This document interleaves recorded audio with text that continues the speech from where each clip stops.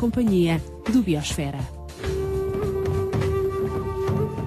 A Ria de Aveiro foi o cenário escolhido pela Marinha para testar os meios de combate a manchas poluentes no mar. Esta é uma zona de risco elevado de contaminação, não só pelo intenso tráfego no porto de Aveiro, mas também pela forte influência das marés na ria. Se houver um acidente, uma mancha de crudo pode afetar metade do estuário.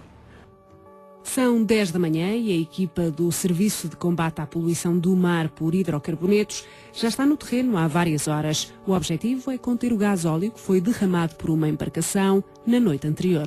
Nesta praia está a decorrer uma operação de limpeza de uma mancha de combustível que foi derramado na sequência da colisão de um navio ontem à noite, simulada naturalmente, de um navio ontem à noite aqui com o molho sul da Barra de Aveiro. Dessa colisão resultou um derrame de 250 metros cúbicos de combustível e que se espalhou, a maré estava a encher, espalhou-se para o interior da Ria de Aveiro e desde logo este local mais próximo atingiu aqui a praia e uma parte da mancha ficou também nas águas. O telespectador deve estar a questionar-se sobre o paradeiro da mancha. Pois bem, o que estamos a ver é apenas uma simulação. O gasóleo no mar foi substituído por pipocas que se comportam na água de forma semelhante ao poluente. Na areia, uma espécie de moliço faz a vez dos resíduos de combustível. O empenho das equipas em operação é, no entanto, o mesmo que teriam numa situação real. Foram colocadas estas barreiras vermelhas verticais para travar o avanço da mancha à superfície e em profundidade. Ao mesmo tempo, a lancha Ria Azul usa um recuperador para aspirar o poluente. Todos os cuidados são tomados porque, se o derrame fosse real, os hidrocarbonetos poderiam atingir os principais canais da ria em poucas horas. Essa mancha seria transportada pelas correntes de maré, que será o principal forçamento da hidrodinâmica da ria, principalmente num período de tempo curto, entrando rapidamente para os principais canais, mas atingindo o início do canal São Jacinto e depois o início do canal do Espinheiro em cerca de 3, 4 horas, portanto estaria essa zona perfeitamente atingida. E estamos numa situação de maré morta, porque eu fiz também algumas simulações para outros anos de maré, portanto não para o dia de hoje, mas para outro ano de situação de maré, e por exemplo, a maré viva, a velocidade é quase a dobro. Portanto, muito rapidamente temos a mancha a propagar-se numa zona bastante elevada da ria. Se ficasse sem atuação, portanto, em termos de contenção, chegaria a meio do canal de São Jacinto, meio do canal do Espinheiro, num prazo de cerca de 6 horas, portanto, afetando quase metade da área da ria. 13 quilómetros da zona úmida seriam afetados em caso de grande agitação no mar. O resultado seria ainda pior se a simulação feita por João Dias levasse em conta fatores como o vento.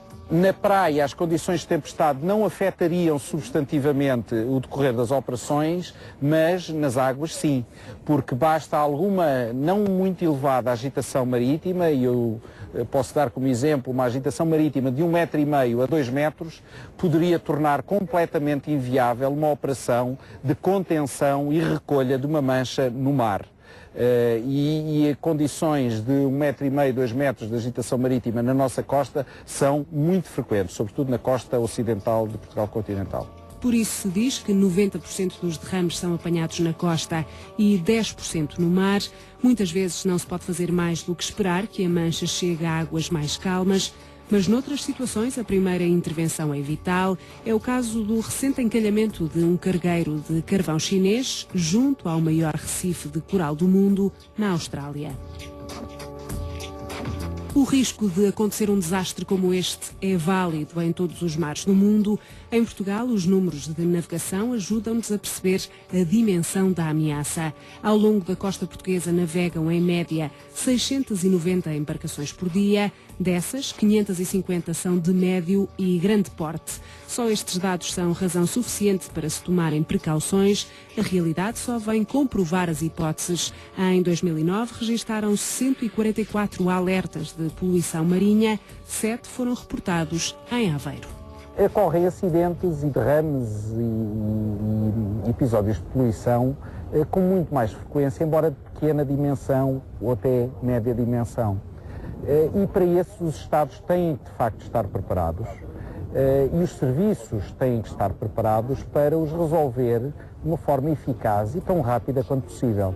Não se conhecem, porém, estudos de como estas manchas se propagam noutras áreas estuarinas do país e se há zonas da costa frágeis e vulneráveis, essas zonas são os estuários. A ria é formada e está defendida, ao fim e ao cabo, pela ação do mar por duas barras, por duas restingas, uma a norte e outra a sul. A norte é um bocadinho mais robusta e tem mais território, por assim dizer, para o mar avançar. A sul é uma restinga que, em algumas zonas, tem cerca de 200 metros. Ora, se nós tivermos em consideração que a duna frontal, em algumas zonas já foi erodida e praticamente desapareceu, isso pode ser complicado, porque pode ser um ponto frágil para abrir novas embocaduras. Ou seja, uma duna erodida pode ser uma entrada fácil para manchas poluentes. Campos agrícolas poderiam ser afetados nesta zona, daí ser tão importante gerir os sedimentos ao longo da costa. Provavelmente o que acontece é que alguns dos sedimentos que são tirados de canais de navegação não estão a ser colocados nos sítios, ou em alguns sítios, que poderiam facilitar ou minimizar estas questões da erosão. Seria fundamental criar um plano de gestão de sedimentos, sobretudo ou nas zonas mais afetadas ou mesmo em termos nacionais, porque isto é tudo uma questão dinâmica e que funciona em termos globais e não apenas em termos locais. Acidentes como o Prestige ou o Exxon Valdez têm um impacto gigante nas populações e no ambiente, mas não são estes derrames os principais causadores da poluição por hidrocarbonetos no mar. Em operações de abastecimento de Trasfega, perdem centenas de litros de fuel por ano. Será que estamos a falhar na prevenção? Voltamos ao exercício galeota. A mancha já está no canal principal da ria, como era esperado. Aqui no canal principal foi feito um lançamento de 250 kg de pipocas e que as pipocas são um bom simulador do comportamento das manchas de hidrocarbonetos, portanto simulam a mancha que já teria atingido esta zona e que está a ser contida e recolhida pela lancha de desembarque grande Bacamarte, o único navio da Marinha e em Portugal de combate à poluição do mar, tendo atrás a reda da lancha uma outra lancha da administração do Porto de Aveiro que recolherá aquilo que a lancha de desembarque grande Bacamarte não conseguia recolher. Tudo corre conforme planeado, mas os acidentes não se prevêem. Se num dia normal acontecesse uma colisão como esta na região do Porto, quanto tempo levaria o Bacamarte a chegar? Um dia é a resposta. O navio teria que sair da base naval de Lisboa, onde se encontra habitualmente, e seguir para Troia. Aí montaria o equipamento antipoluição. Só depois navegaria para o Porto.